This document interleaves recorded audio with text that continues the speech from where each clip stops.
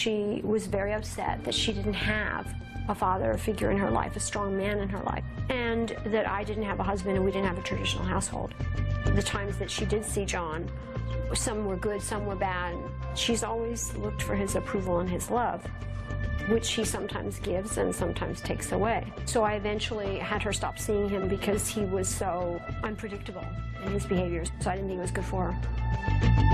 I think the interesting thing when you look at Jade and Drew from their early days was the incredible intimacy that the two of them had. They were inseparable. You really got this sense from them that they viewed themselves as like two people on a raft in the South Pacific, circled by sharks. With her mother's support, Drew auditioned for a role in the horror film Poltergeist. When Drew was 10, a friend's mother introduced her to marijuana. When she was 11 years old is when I first began to be suspicious.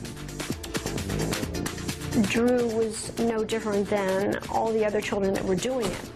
The one difference is that she was a public figure.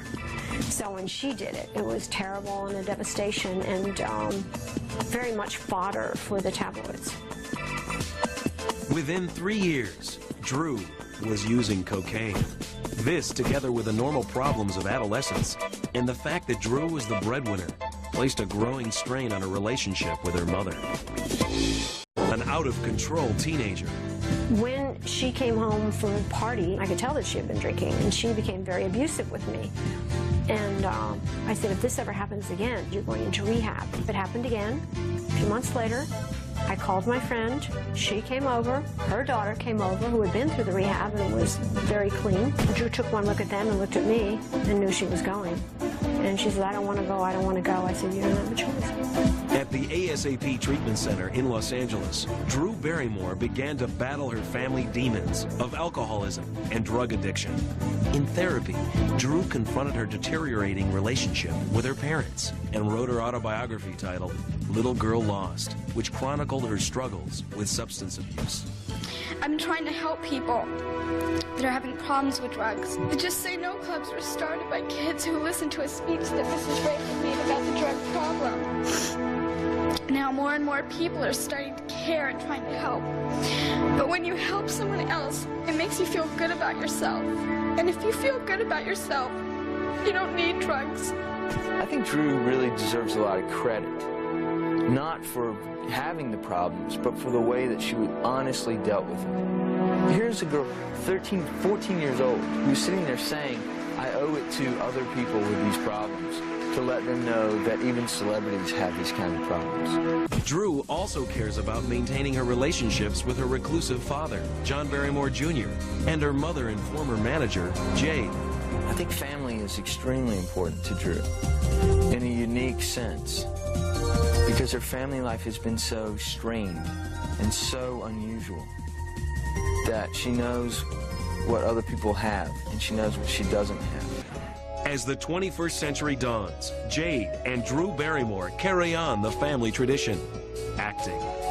I think my main contribution to that legacy is to be fortunate enough to have married John and had a child named Drew, who continues that tradition and has brought the Barrymore name back into a prominence that it really deserves, and that she is very mindful of that tradition and of that responsibility, and she carries it beautifully. Perhaps the most amazing part of Drew Barrymore's story is that with all she's been through, she's still in her 20s. Now that she's overcome her addiction and proven that she's just as talented as ever, perhaps she can be the first Barrymore to have it all. A satisfying career and a truly happy life.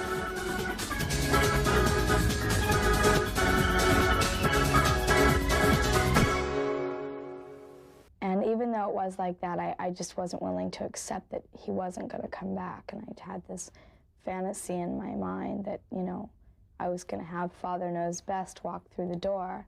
Instead, Drew's mother is there for her now, so is her acting career. A new movie is said to be in the works. In the meantime, the teenager is catching up with a past she never had. I'm living life one day at a time, and I hang out with my friends, and I go to meetings, and I go to movies, and I You know, I act stupid. I'm not afraid to be my age. And where were you when she was going to parties and bars at 9?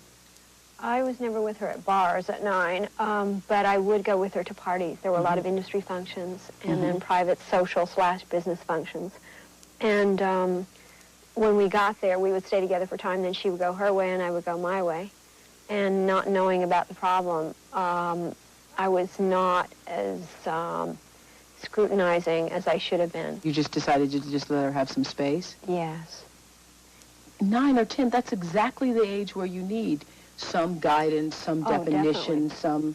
you don't need a parent to back off and give you space at 9 or 10, especially if you were where Drew was at that time. Part of it was the fact that I didn't have a dad. I felt like my mom was abandoning me because she was always off at work. Do you know now how you got to be so confused? I mean, how does a person born who looks like you do, who comes from the kind of ancestry that you come from, the kind of family, and is friends with Spielberg and E.T., how do you get to be so depressed? How does that happen? How could you not look in the mirror and think you were beautiful? How could you not think, gee, this is a wonderful life and I'm going to do everything to protect it? I never looked in the mirror and thought I was beautiful. I always had the lowest self-esteem of anybody I knew. And So you'd look in the mirror and think what? that I was overweight, that I had a round face. My eyes weren't good enough. My hair wasn't good enough. My legs were too short. My waist was too big. My feet were too big. My teeth weren't straight enough. I mean, just every little detail wasn't right. Are you at a point in your life now where you can accept that this is who you are? Because I went through this, and it took me a long time to get to the point where I could really just accept that I don't have that. That is not what I have. This is what I have, and I'm going to have to work with this. Are you there yet? Yeah, I'm there. It's scary, because I want to stay sober so bad. And there is a possibility that I could slip again. But I feel so confident right now in the fact that I do want to stay sober, that I think that I feel that I have a really good chance at achieving sobriety for,